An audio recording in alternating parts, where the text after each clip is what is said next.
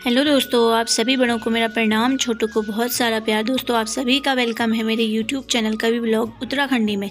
तो दोस्तों, मैं भिटौली के बारे में आज आपको बताना चाहती हूँ, ताकि सभी जो हमारे न्यू युवक हैं उनको पता चले कि भिटौली का क्या महत्व है, कब और कहाँ दिया जाता है। जो बाहर के लोग हैं उनको भी पता चले कि भिटौली का क्या अर्थ है। तो मैं आज अपने इस वीडियो के माध्यम से उनको बताना चाहूँगी भिटौली कब, कहाँ और क्यों और किसको दिया जाता है। चलिए करते हैं शुरू।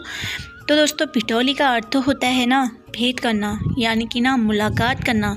भिटौली एक परंपरा सदियों से चली आ रही है, जिसमें विवाहित बेटी या बहन को ना उसके मायके से शुभकामनाओं और आशीर्वाद के रूप में भेंट भी दी जाती है। भेंट में ना दोस्तों मिठाई, फल और कपड़े, ये सब कुछ दिए जाते हैं भेंट में। और ये जो चैत्र महीने हैं ना, चैत्र माह, जो उन दिनों मनाई जाती है भिटौली।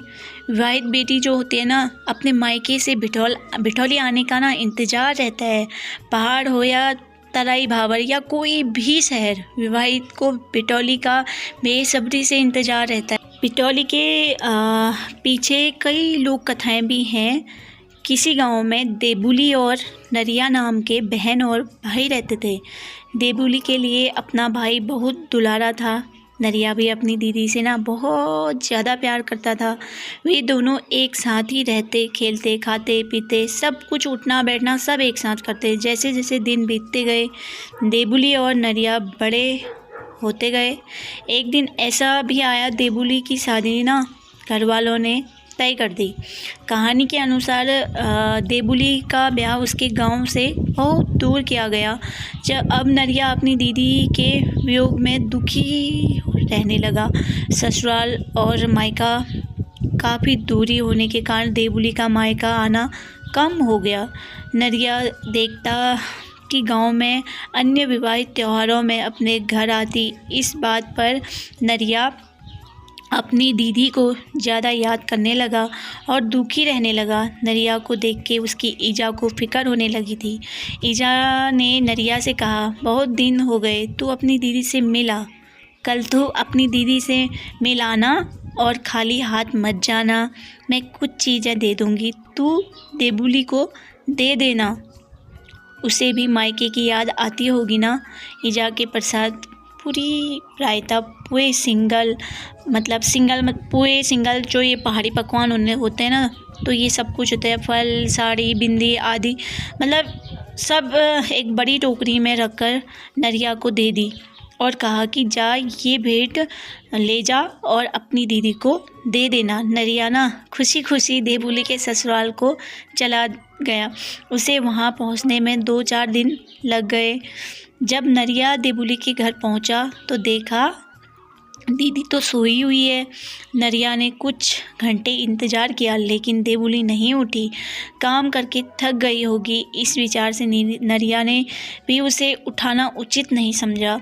दूसरे दिन शनिवार होने के कारण नरिया ने आज ही वापसी करने का सोचा, क्योंकि पहाड़ों में ना दोस्तों शनिवार को थोड़ा काम काज या कहीं भी सफ़र करने में जाने के लिए ना उचित नहीं माना जाता। और नरिया भेंट वहाँ रखकर चल दिया। बाद में जब देबुली की आँख खुली तो उसने सामान देखा, तो नरिया को देखने लगी।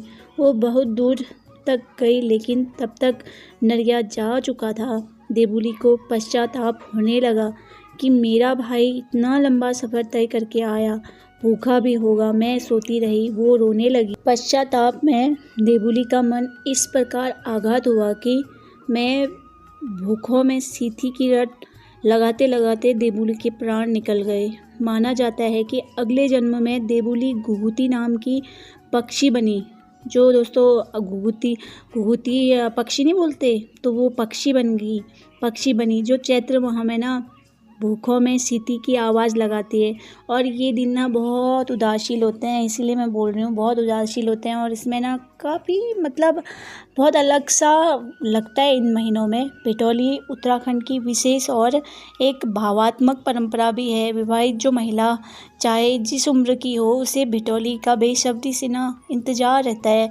भिटौली को यहाँ एक जनमानस ने लोकगीतों में भी पीरो कर रखा है। बिटौली से संबंधित एक काफ़ी पुराना लोकगीत है और वो गीत मैं आपके सामने आज गाना चाहूँगी। ओहो ऋतु गहेरी फेरी ऋतु रणमणि हेरी एच फेरी ऋतु पलटी एच ऊंचा डाना कानन मैं कफुआ बसलो गेला मेला पातलों में नेवली बसली हो तू बसे कफुआ मेरा मेती का देसा इजू किनराई लागिया चेली वासा ओछा जा बैठी धना आंसुवे ढबकाली नाली नाली में नेतर ढावी ना चल बिजाली इजू में डोरानी जेठानी का भे आला भेटोई में निरोली की इजू को आलो भेटोई। और कहीं कहीं ना दोस्तों इसी गाने को कुछ ऐसे भी गाते हैं, तो प्लीज़ आप सुनिएगा ज़रूर।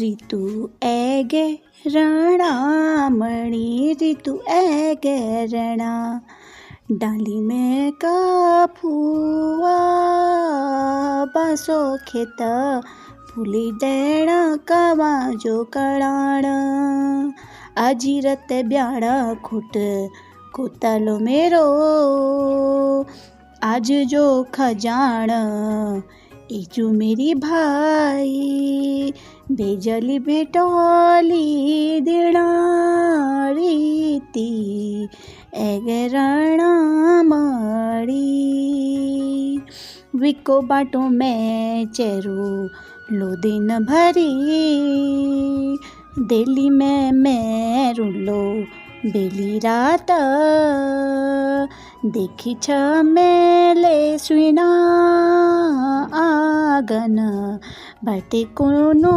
उड़े छियो काहो ने ली हो मेरी बेणा ऋतु ऐगे रणमणि।